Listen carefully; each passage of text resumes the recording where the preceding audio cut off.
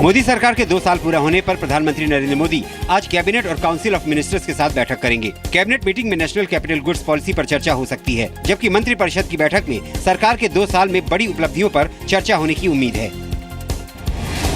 केरल में आज माकपा की अगुवाई वाली एलडीएफ सरकार का शपथ ग्रहण समारोह होगा और पिनाराई विजयन केरल के 22वें मुख्यमंत्री के तौर पर शपथ लेंगे। मार्क्सवादी कम्युनिस्ट पार्टी और एलडीएफ ने केरल विधानसभा चुनाव में गुरुवार को 140 में से 91 सीटों पर जीत दर्ज की थी। सुप्रीम कोर्ट में ट्रिपल तलाक के खिलाफ एक और याचिका दाखिल की गई है। याचिका दाखिल करने वाली सामाजिक कार्यकर्ता बदर सईद ने 3 तलाक को असंवैधानिक बताते हुए कहा है, ये मुस्लिम महिलाओं के मानवाधिकार और मूल अधिकारों का हनन है। कॉमन मेडिकल एंट्रेंस टेस्ट यानी NEET पर अध्यादेश को राष्ट्रपति ने मंजूरी दे दी है। अब राज्यों को इस साल ये छूट होगी कि वो MBBS और BDS की सीट के लिए खुद टेस्ट करवाएं या NEET का हिस्सा बने। हालांकि सभी प्राइवेट और डीम्ड यूनिवर्सिटी में दाखिला NEET के जरिए ही होगा। सरकार बड़े स्पष्ट मंशा से जो सुप्रीम कोर्ट का आदेश है उसी को स्पिरिट में लागू करने के लिए हम अग्रसर हुए। रिजर्व बैंक ऑफ इंडिया ने एक सर्वे के जरिए कहा है कि देश में हर तीसरा ATM खराब है। बैंकों की इस लापरवाही का असर उपभोक्ताओं की जेब पर पड़ रहा है, इसलिए RBI बैंकों की इस लापरवाही पर एक्शन लेने की तैयारी कर रहा है।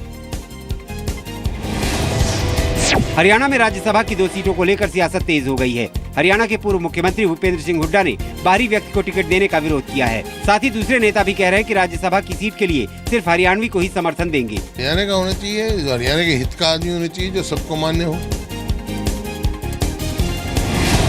सर्बानंद सोनोवाल ने असम के पहले बीजेपी मुख्यमंत्री के तौर पर शपथ ली है।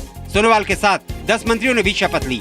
शपथ ग्रहण समारोह के दौरान प्रधानमंत्री नरेंद्र मोदी, लाल कृष्ण आडवाणी और अमित शाह और बीजेपी शासित राज्यों के सभी मुख्यमंत्रियों समेत बीजेपी के तमाम बड़े नेता मौजूद थे।